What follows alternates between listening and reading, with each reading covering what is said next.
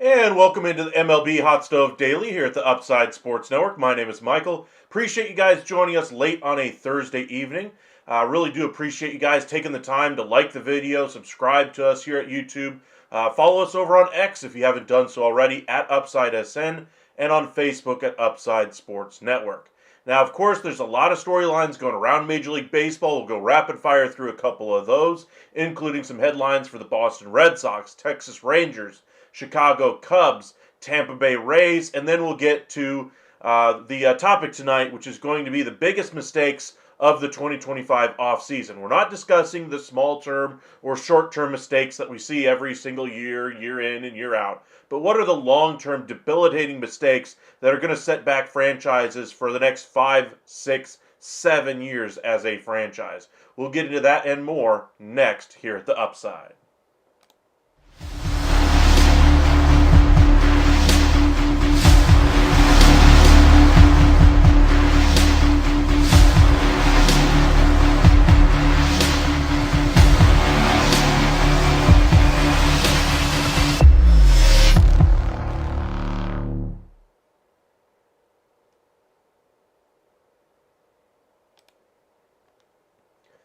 We'll begin with the San Diego Padres, who have said that they have received at least 9 teams that have requested a trade for Dylan Cease, who is known to be readily available according to the finance guys for the San Diego Padres. But the Padres front office really does not want to trade him. So much so that they're very staunch with those finance guys saying, hey, we'll find other ways to save you money. We want to keep Dylan Cease. Well, if they're going to trade him, they've set their price really, really high. They want an impactful offensive return, a difference-making offensive piece back, and a controllable starter, and other pieces as well. They want major league talent back in return. So if you're a team looking to bring in Dylan Cease, you better be prepared to lose some pieces off of your major league roster, out of your lineup, maybe even a controllable future starting pitcher for you as well. So I think they're fair. I think they're justified in that ask. I think it's a little bit high, honestly, and I think that's part of the reason why we haven't seen a trade already. As teams start to get a little bit more desperate, looking at the New York Yankees with Garrett Cole going down, looking at the New York Mets missing a couple of starters, and I'm sure the list will only continue to grow. I'm sure that list of suitors will start to dwindle down as it starts to get a little bit more serious as far as the bidding for him. But I do think there is a trade to be made there. I'm sure we'll still see other trades from the Padres as they try to dip underneath the payroll that they had last year. Just with the salaries that they had on their books already entering this offseason, We knew with the player raises that they were going to be getting, it was going to be higher than what they were comfortable with already. That's why you knew they were going to have to be an active team this year, whether that be in the offseason with all their ownership drama that's going on right now, or if they wait until they get to the season like they did last year when they brought in Dylan Cease and Luis Ariz. Now, where could he possibly go? I'm sure there's no shortage of teams. You guys can probably guess them off the top of your head. Yankees, of course, Mets, Braves at one time reached out, the Rangers at one time reached out, Cubs, Blue Jays. I'm sure I'm missing a few others here, but that's 6. I know the Giants at one time were one team that was connected. I'm not necessarily sure how productive those conversations were. The Red Sox were another team that reached out about Dylan Cease. I believe the Reds were another one that had reached out about his availability. I think that gets us pretty close to 9, but we'll see where he ultimately ends up getting traded. I do think he will get moved before the trade deadline. Welcome in Holly, Sean, Nando. Appreciate you guys joining us. Is Lance Lynn going to sign with the Cubs? Well, let's go ahead and move on to the second one there, is where will Lance Lynn sign? We had speculated that maybe he'd be a great fit for the Yankees, the Mets, the Cubs, all offseason long. I speculated the Reds earlier this offseason. I thought he'd be a great innings eater for any one of those clubs, and he's dropped significant weight this offseason. He's a different pitcher than what he ended last year with. Now, in the beginning of his career, came up as a completely different pitcher with the St. Louis Cardinals, reinvented himself after bouncing around a little bit with the Yankees and Twins, found himself again as a major strikeout artist with the Texas Rangers, grew to be their ace. Ultimately, he signed a multi-year deal with the Chicago White Sox when they were still trying to be competitive, and ultimately we saw how that really ended there. Started giving up a lot of home runs. We saw that with the Los Angeles Dodgers, and this past season he continued to give up a lot of gopher balls. Now, that kind of inspired a lot of his changes to his health that he ultimately did this offseason.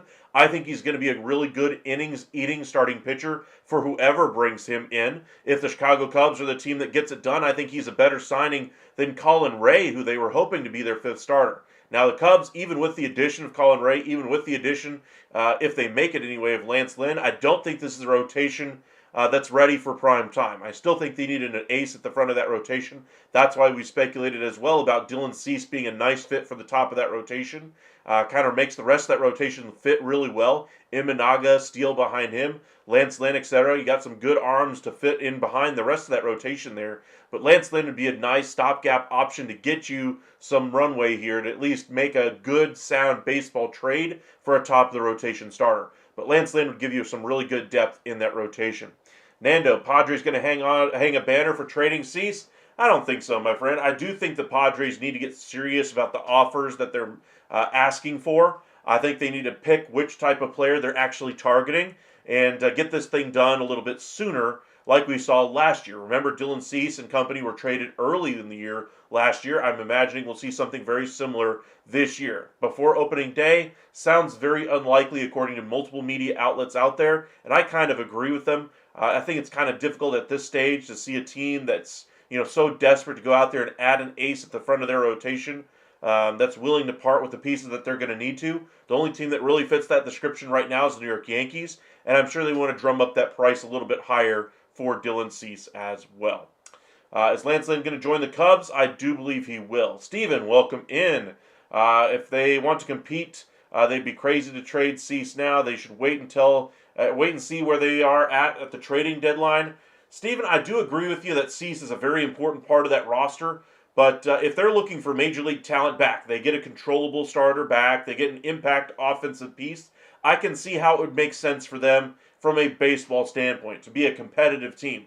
Now, sure, you'd love to have your ace at the front of that staff, but they still have plenty of starting pitchers that they can turn to right now. They have other starters that are going to be coming back healthy after the All-Star break, after the trade deadline. The question then becomes, how comfortable are you with those guys coming back and being healthy? Who knows if there's going to be a recurrence of an injury or setbacks in their rehab, whatever the case may be. You better be darn sure if you're trading him away that you got somebody to go in that rotation spot if you're hoping to stay competitive in an NL West. But I will say this.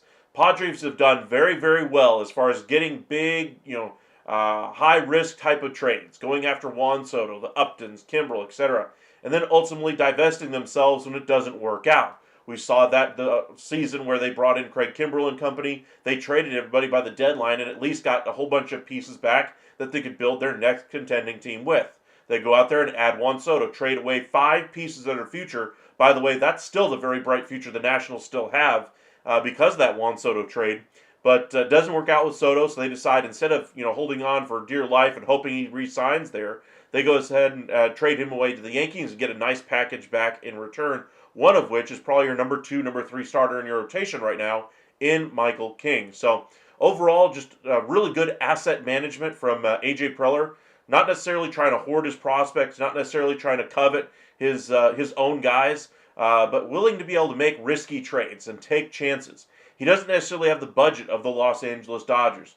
He's not in a small, tiny little market like the Pittsburgh Pirates either.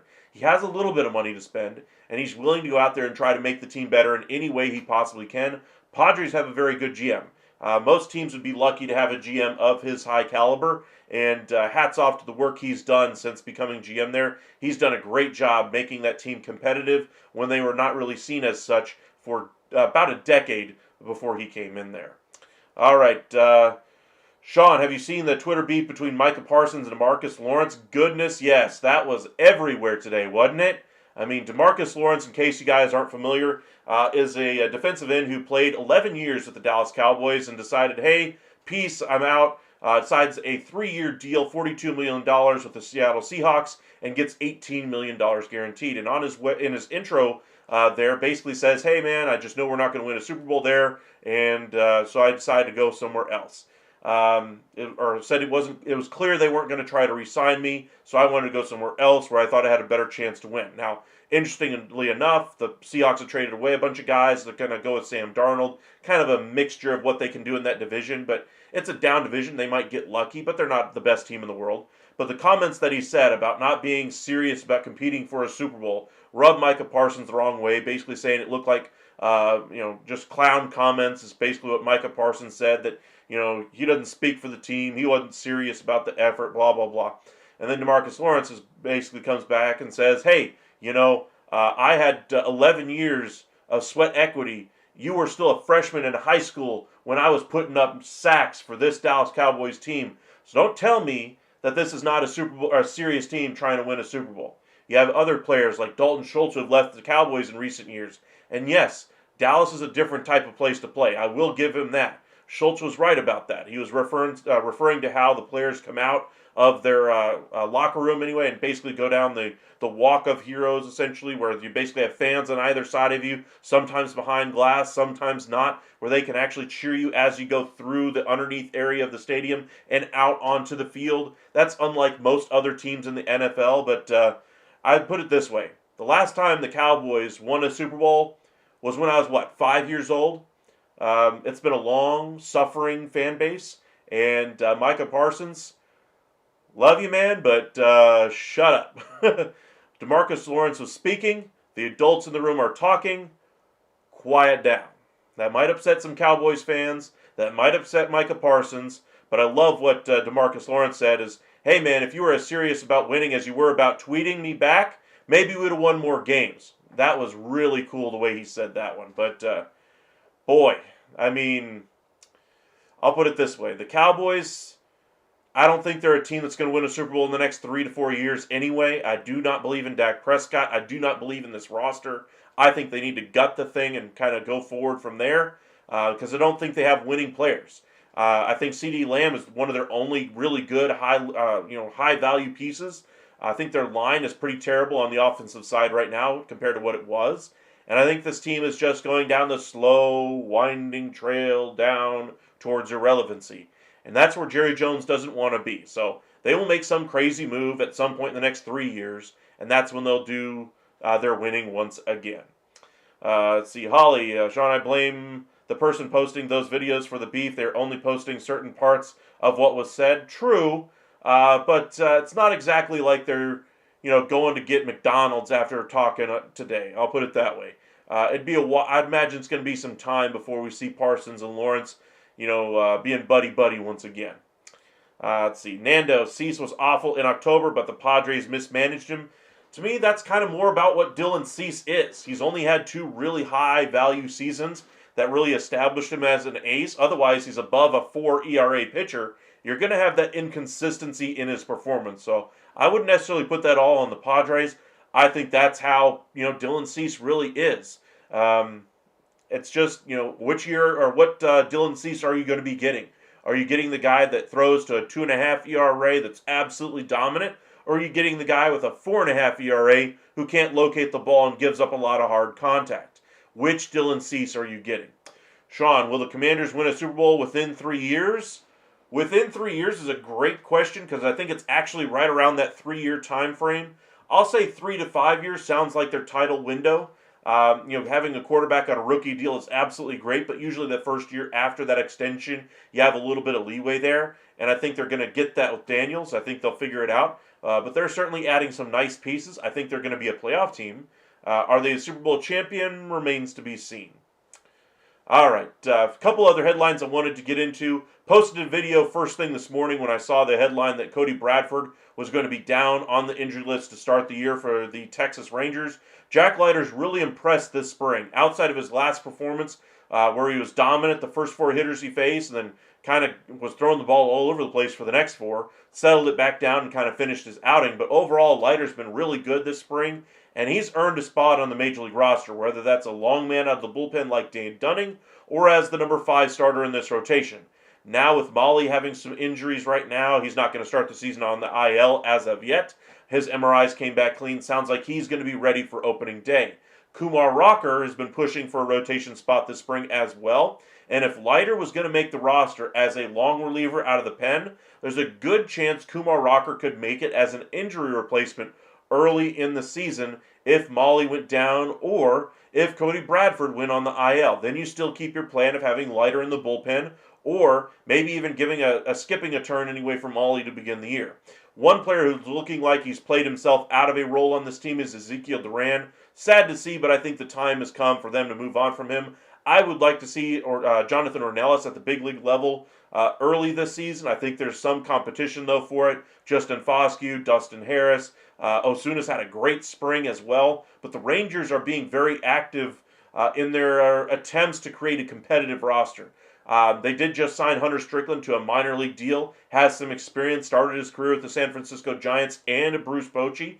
I think he's a very good reliever to be bringing in at this point. I think he's somebody who could take the spot of somebody in that bullpen who starts the year out a little rough. Hobie Milner has not had a great spring. I thought he was probably one of the better middle relief options, setup guys that they signed this offseason, and it really hasn't worked out so far. But it is spring, older veterans, again, spring training stats taken with a huge grain of salt. But he's looked a little unsteady so far. Another one I didn't think would actually make the roster, looks like he's been decent enough, and that's Sean Armstrong. So we'll have to see what they decide to do with the rest of this bullpen. As far as a couple other headlines I wanted to touch on. Rafael Devers and the Boston Red Sox. You remember the comments that Devers said when Bregman was signed, basically saying, hey, I'm playing third base. What are you guys talking about? I ain't moving off of third base. Bregman, go over there and play somewhere else. Third base is mine. Mine. Read my lips. Mine. That's pretty much what he said to the media there. And basically we had a closed-door meeting with ownership and Breslow and with Alex Cora. Cora basically saying, hey, man, you were promised that position by a GM who's no longer here. And we're going to do what's best for the Boston Red Sox. If that's you at third base, so be it. If it's not, better buckle up, Sonny. You're going to be playing somewhere else. And Cora and I think let cooler heads prevail. Time heals all wounds, as they say. And now Devers is singing a different tune, saying, I'll do whatever's best for the team. I'll do whatever's best for the team. And that's literally the only thing he's saying. He's saying nothing else. You can tell he's upset about it. He really wants to play third base. Well, you want to play third base? You better buckle up and play a better defensive third base. I think that's what's really being said behind closed doors by Alex Cora. Negative 29 defensive runs saved. Alex Bregman plus 22. That's a 50-run differential there just between the two players over the last few years there. That's a significant gap. One of the worst defenders at third base, Rafael Devers. A Gold Glover at the position, Alex Bregman. Which one would be the better defender at third base? I'll give you a minute. It's Alex Bregman. I mean, that's the best solution for them, and that's what they should be doing. And I think that's kind of what they laid down the law there to Rafael Devers, saying, hey, man, we gave you that long-term contract. You're a Boston Red Sox for the foreseeable future. You want to demand a trade because you're not happy about it? Good luck getting any team to be willing to take on that long-term contract when you already are a negative asset defensively. Now, the bat is obviously where he makes his money, how he impacts that Boston Red Sox team. And I'm sure plenty of teams would love the bat, but the defensive numbers already say he needs to be moved off of third base. Maybe you can move him over to first. You're probably going to have to DH him more than likely. And who wants a full-time DH nowadays? Very few teams actually operate with one, and I think that rung true in Rafael Devers' head when they approached him about the position. And it sounds like it's going to be kind of open competition early in the year to at least give their superstar a chance to win the spot, but he's going to have to earn it. Just because he's the Red Sox first doesn't mean he's going to get it forever. I think they're going to go with whatever works best for the team this year, even if Bregman leaves in the offseason in free agency.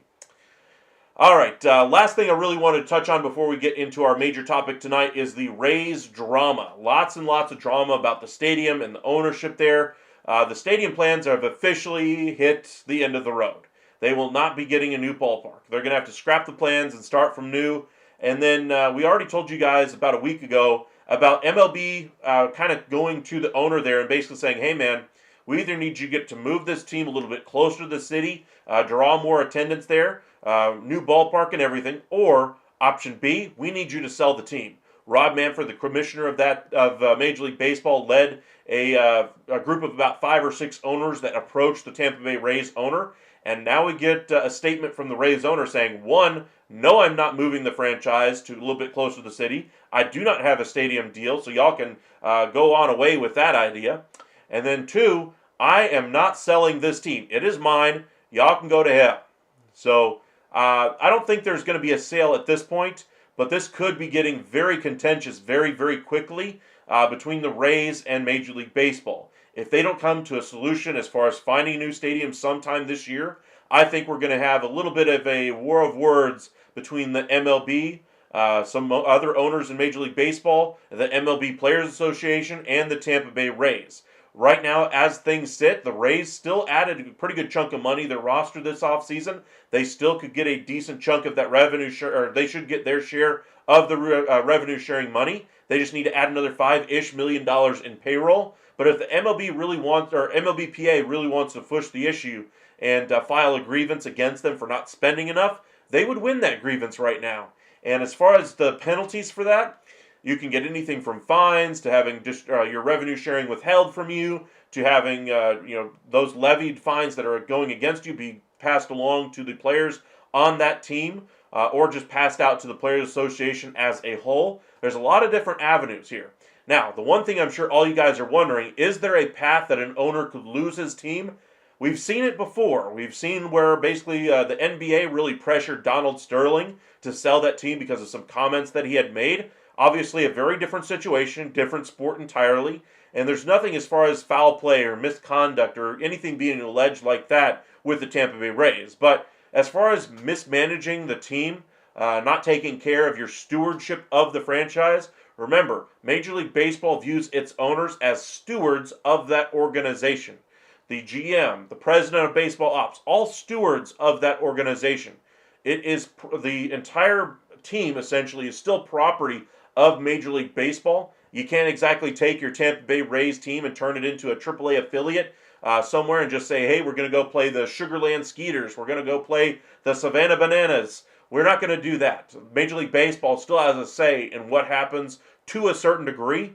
Ownership still obviously makes the final decision on a lot of the personnel decisions, on the day-to-day operations of the business, how they want to develop and grow that business. But at a certain point, Major League Baseball is going to protect its assets. And if they're getting to loggerheads about the stadium issue, they're going to insert themselves and try to find a stadium that works for the Tampa Bay Rays if the ownership will not. If they can't find a transition there, they might find another owner who's willing to do such things and see if they can broker a sale. Everybody has a price, and I'm sure that the Rays owner would be compensated very, very well. And to kind of drive up that price, you say, no, I don't want to sell the team, making it a little bit harder to get, driving up that price a little bit more. And don't let it fool you. We could see an ownership change still there in the Rays voluntarily. This could still be very much posturing by the Rays ownership there to kind of drive the issue home that are frustrating Major League Baseball and the commissioner Rob Manfred. If they don't get those issues resolved, they might be able to get, or the Tampa Bay Rays owner might be able to get a bigger buy-in from another owner who wants to come in because of the necessity to make a deal there. So kind of keep things in mind as far as the Rays. This thing could tumble apart very quickly. By very quickly, in ownership terms, that's usually about a year. Anything shorter than that is seen as kind of highly irregular for having those type of significant ground-shaking changes at the ownership level. So we'll see what happens with the Rays, but they have their fair share of drama going on right now. Be sure to hit that like on the video. Love the hearts that I'm seeing in the chat as well. But be sure to hit that like on the video. It goes a long way to helping us out. Want to thank those of you who have already done so. Right now we are sitting on just 5 likes. Let's see if we can bump that number up, guys. We're at 25 viewers. Let's see if we can bump that number up. It would really help us out if you would do so. All right. As far as the biggest mistakes of the 2025 offseason, our discussion tonight, I wanted to get into not necessarily what are the small deals that could hamstring an organization for a year, or injuries or positions that didn't really get filled or anything along those lines that are going to affect them for the 2025 season. Now, if you're saying that one change that or the one thing that didn't change is going to affect them this year, the next year, the year after that, I'll hear you out. But I want to think a little bit bigger here. So some of the first things that come to mind are, for instance, like the Colorado Rockies. They can't seem to get out of their way. The one thing I think they make a mistake on is investing in assets that do not have a future on that team. Look at Chris Bryant, for instance. That's an absolute detractor on that team right now. That's hamstringing the money that they can spend. But what's the mistake of the offseason for them? Is their inability to develop talent. Offense or pitching. They can't do either one successfully right now, and that's a complete indictment of the player development process there in Colorado. They've got 1 or 2 prospects right now that they're pinning all their hopes onto. How many players take the field every time we see a baseball game? How deep is the lineup? There are 9 spots in there? How many spots in the rotation? And you only got 2 in your minor league system coming that you have any hope that they could be anything more than just a regular everyday player. That maybe they're a little better than a role player for you. That's how things are right now in Colorado. So the mistake for me is not fixing that first and foremost. That's going to have problems going from this year to next year, to the year after that, to the year after that, and not making a change at the top primarily because, again, who runs that player development side? Who's responsible for the decisions made at the major league and minor league levels with an organization? That's the general manager. They chose not to make any changes. This is a very stable organization in that way as far as the ownership, as far as the GM, as far as the coach. They're all on the same all on the same page. Is it the right page of the book? Are they looking at even the same thing? That's the question there. So they don't have a solution. That would be the mistake of the offseason for me. Welcome in, Lucas. Appreciate you joining us. Now, as far as the New York Yankees, for instance, with Garrett Cole going down, if you think this is the injury that hamstrings the organization going forward, if you think the loss of Juan Soto and the inability to fill that hole and their inability to spend money is a problem, then I'll hear you out. But if you're saying that the loss of Juan Soto is the sole reason why it's the biggest mistake of the offseason, I don't think that's the right answer either way. I'll put it this way. The inability to spend the money or the inability to sign Juan Soto was not because of the effort by the New York Yankees. It was just simply he chose the money to go to the New York Mets. Now, you could say that they didn't spend enough, that they didn't bring another impact bat. They let the tax threshold hinder them from adding to this team, and I would agree with you on that one. But just not winning a free agent does not mean a mistake of the offseason. So while Juan Soto was their own guy, I do think there was a pretty good chance he was going to go elsewhere this offseason anyway, and ultimately that's what happened. Now, for instance, you have a team like the Toronto Blue Jays. I don't necessarily see them as a loser because they didn't bring in Juan Soto. The reason why they made a big mistake this offseason is because they didn't get that extension done with Vladimir Guerrero Jr. last offseason. And, oh, you're not going to get it done last year? No problem. We'll take care of it this offseason. What did they do? They got nothing done. I'm sure they traded all kinds of numbers. Some of the numbers we hear are between 4 and 450. Sounds like he wanted 500 fully guaranteed, or he wanted 500 with no deferrals in it. He wanted $500 million in present day value, and the Blue Jays didn't get anywhere near. Now, there are some critics out there that say that he's not going to get that money without getting deferrals. So be it. If he was willing to, or he said the one team he might be willing to do some deferrals for is the Toronto Blue Jays, as long as the present day value is $500 million. And I'm not sure he's going to get it. I do think he's going to do very well in free agency. If I had to lean towards a projection, I would say he gets a little over 500, just because that's the nature of free agency. We see bigger numbers than what we're expecting entering free agency. I think he'll do very, very well. MLB should be on the Rockies. No kidding, my friend. It's because their finances are kind of tied up with Chris Bryant. Just poor management from top to bottom there, really. You look at the Nolan Arenado situation, the reason why they weren't able to bring in additional talent, the reason why Arenado requested a trade in the first place is because they didn't have the money after getting the extension done with Arenado. They signed the big star and said, hey, we got a star, we're good. That wasn't sitting well with Arenado, so he got his way out and found his way to St. Louis. Then they immediately take the money that they save on Nolan Arenado, which, by the way, they still were paying down some of that contract in order to get him off that roster. So the savings that they got wasn't as big as originally hoped. And then they turn around and they reinvest that same money in Chris Bryant. Just not smart baseball decisions. All right, speaking of the 2025 offseason, what were some of the biggest mistakes we saw this offseason? Steven, Yankees not picking up a third baseman was their mistake after losing Soto. Like you said, Soto wasn't a mistake. He just went to a more likable team. Kind of my thoughts there. I don't necessarily blame them for an injury to Garrett Cole. I don't blame them for the loss of Juan Soto. I do blame them for not bringing another impact bat. I do blame them for not continuing to add to that bullpen. I do blame them for not adding another significant starting pitcher, offloading the salary of Marcus Stroman if they were really worried about finances all that much, and going out there and getting a comparable pitcher on a significantly cheaper contract so they could use that money that they save on Stroman's trade to get another piece in there that they needed to do. Now, again, I'm not blaming them for losing Soto. That was going to go one way or the other anyway. That doesn't necessarily mean that you're having a huge mistake. The mistake, though, is self-inflicted when you're letting your budget really control what players you go after. And that, to me, is the long-term mistake for the New York Yankees. Let's look at some other teams. The Texas Rangers, did they do anything that really is a long-term debilitating mistake for years to come? Well, they did sign Jock Peterson to a one-year deal anyway with a couple of option years. Those option years could be a little bit cumbersome if he has a little bit less than a good season this year. There'll be some interesting conversations about what they do financially because, again, they're going to need to add another starting pitcher this offseason as well with the departures of John Gray and Tyler Mahle. And the continued development of Kumar Rocker and Jack Leiter, they're going to need somebody who can be an innings eater. The injury struggles that Jacob deGrom has had have been well noted. Eovaldi has had his injury struggles early in his career, and I'm not sure if he has a full great 3 years left in him, but that's how long he's signed for. So I'd say where the possible mistakes come in for the Rangers is if those contracts age poorly. Right now, everything looks good, but we'll have to see how they look in about a year from now. What are some of the other big mistakes of the 2025 offseason? For me, one of the biggest, if not the absolute biggest, is the Toronto Blue Jays not re-signing or extending Vladimir Guerrero Jr.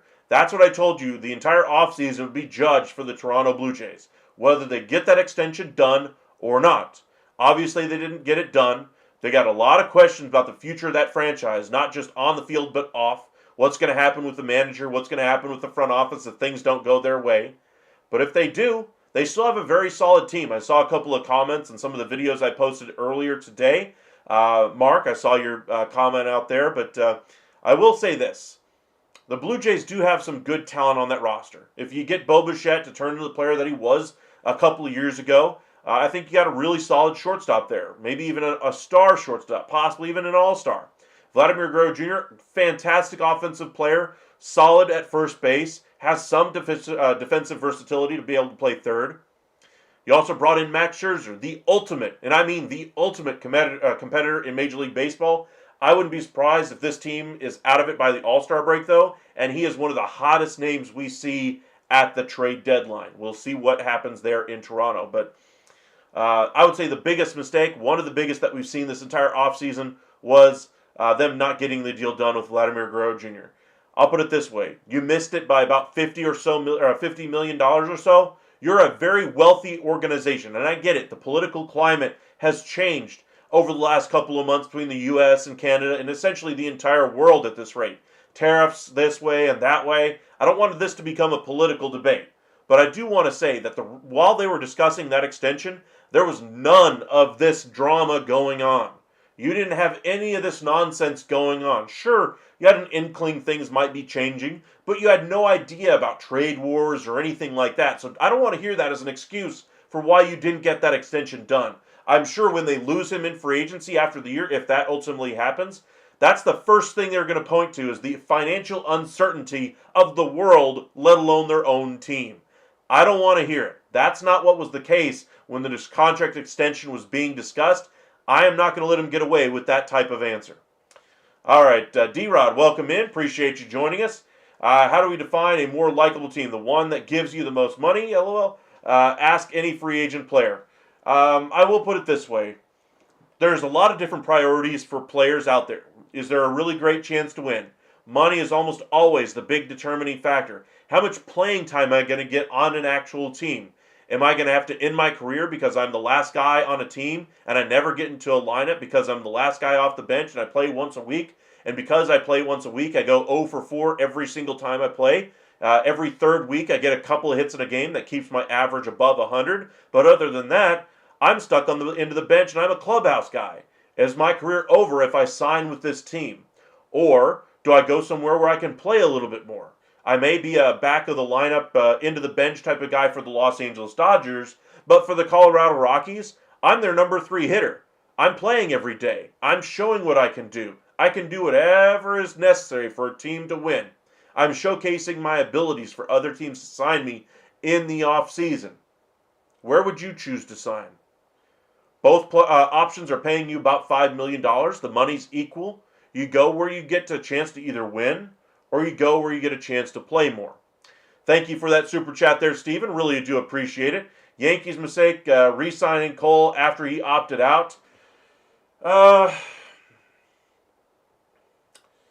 me, that's not even their biggest mistake, though. To me, their biggest one was not adding an impact bat.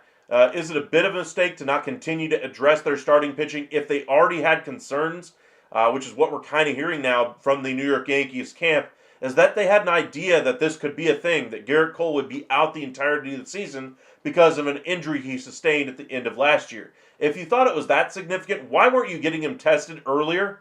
Why weren't you forcing him to go to the doctor and figure out what's going on with his elbow before you get to this point? He could have had this surgery done 3 months ago if you had been a little bit more proactive about it. But instead, he's going to miss the entirety of the 2025 season. That was going to be gone anyway. But now he's going to miss probably about 2 to 3 months of next season as well. And who knows what he's got left in the tank after that. Just as far as the Yankees go, I do think there's an opportunity to really build out this roster, and you hoped against hope that you'd be able to stay healthy and keep this thing together. But obviously the thing's already starting to unravel. Luis Gil's going to be out a couple of months, maybe 3. Cole is out for the entirety of the season. Stanton is at least out 2 months, very likely out for the season as well. And now, even with Stanton in that lineup, you still need another impact bat. Now you need 2 plus a front of the rotation starter. Yankees are in for a world of hurt if they don't solve those issues. Jays offered $500 million, some of it deferred, but the player still wants all the money. Vlad wants to save some face with all the MLB peers. That's why he wants $50 million per, in your opinion. I know there were some deferrals in that. I did not see the numbers get up to $500 million.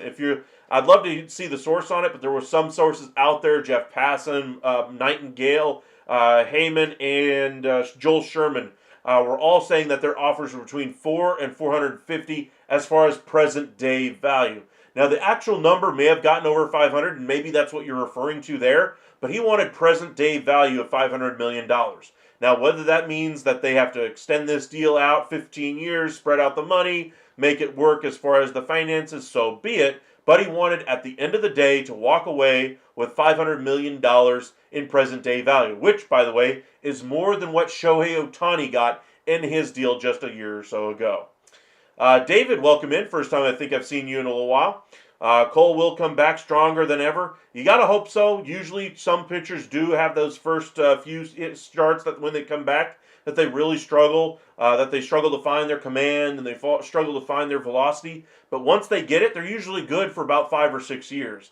Now the thing with Cole is he's a little bit older of a pitcher. Does he have another 6 years left in that elbow anyway? That remains to be seen. But as far as Cole goes, I think he is the linchpin of this team as far as their ability to win. And we'll have to see, how things progress throughout the year, where they stand at the All-Star break, because right now I think they're a team that fights for the wild card, not for the division. Alrighty, appreciate you guys joining us. Be sure to hit that like and subscribe. We bumped up our likes to 8. Come on, guys, let's bump that like number up. Be sure to hit that like button. Don't do those hearts. Those are nice and everything. But make sure you like that video. Hit that thumbs up sign on here. It really does help us out. I cannot thank you guys enough for all the subscriptions, the super chats you guys have given us.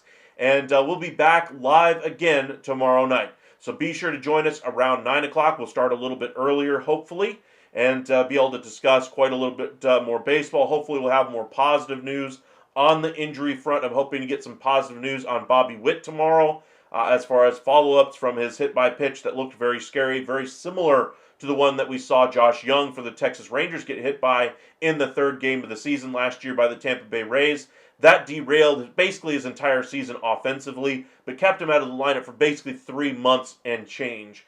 I'm hoping we don't see that with Bobby Witt. Looks like there's no structural damage, but they were taking him for additional testing, so we'll see if there's any soft tissue damage that might be lingering long-term, etc., whatever the case may be. I'm sure there's going to be swelling, but that's kind of the nature of the beast when you get hit by a pitch. But appreciate you guys joining us. Stay safe out there, everybody, and we'll see you guys again tomorrow night.